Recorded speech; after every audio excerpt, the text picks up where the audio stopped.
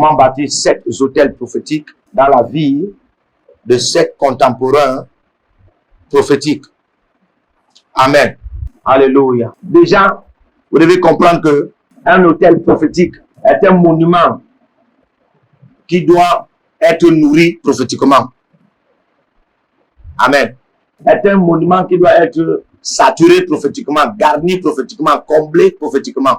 C'est comme une voiture qui doit prendre l'essence. Amen. À tout le temps que vous voulez son service. Alléluia. À tout le temps que vous voulez son service, vous devez le nourrir. Un hôtel prophétique. Vous devez comprendre aussi que l'hôtel prophétique, c'est un établissement monumental d'un esprit par alliance. L'hôtel prophétique, c'est un établissement monumental d'un esprit par alliance. Alléluia. Qui soit parlera en la faveur de votre génération, de vos enfants, de vos bien-aimés, de ceux qui croient en vous. Amen. Pour garantir vos œuvres de manière continuelle après vous. Pour garantir votre impact. Amen. De manière continuelle après vous. Pour garantir la visualisation palpable du modèle que vous êtes. Amen. Ou bien que vous avez été à vos contemporains après vous. Alléluia. Amen. L'hôtel prophétique est un monument spirituel qui garde le message, qui garde le manteau, qui garde l'esprit, qui garde soit un mandat pour une génération qu'on prépare dans le futur. Alléluia. Amen.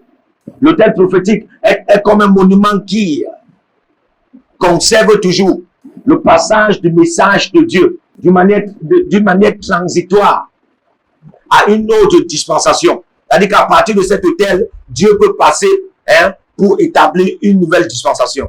Lorsque la transmission ou bien la transition veut se faire, amen, d'une ancienne génération à une autre génération, alléluia, c'est toujours par un hôtel prophétique. Amen. Mais nous avons une question aussi qui va nous donner l'enseignement de ce jour. Comment bâtir 7 hôtels prophétiques dans la vie de 7 contemporains prophétiques. Alléluia. Déjà, comprendre que bâtir 7 hôtels, amen, c'est la dimension de la perfection. 7 hôtels, c'est la dimension de la perfection. Amen. Et le chiffre 7 vient après le chiffre 6. D'où le chiffre 6 vient après le chiffre 5. D'où le chiffre 5 vient après le chiffre 4. D'où le chiffre 4 vient après le chiffre 3, 2, 1. Mais si nous commençons à compter à partir du chiffre 2, à partir du chiffre 3, chiffre 4, chiffre 7, on va se rendre compte que déjà 5 c'est la grâce, 6 représente l'homme et 7 c'est le repos. Alléluia. Amen. 7 c'est le repos.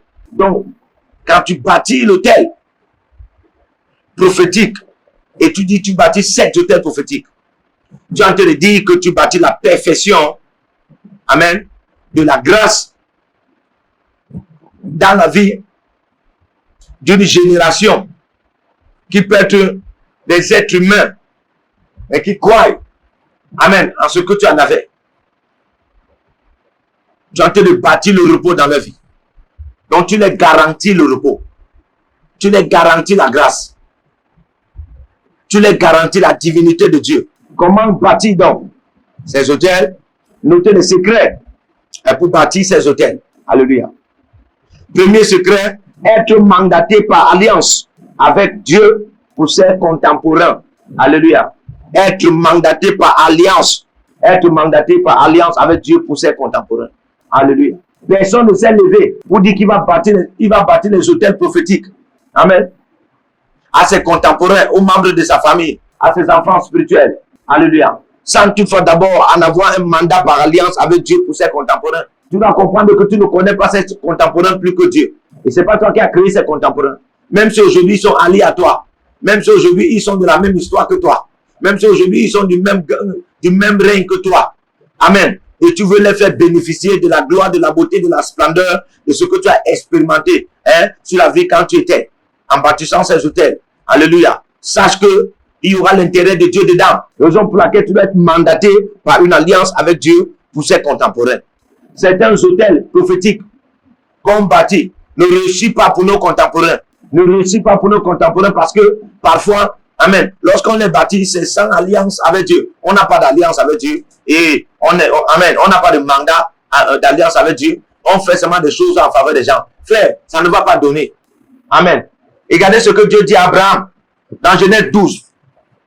Dieu le mandate par alliance.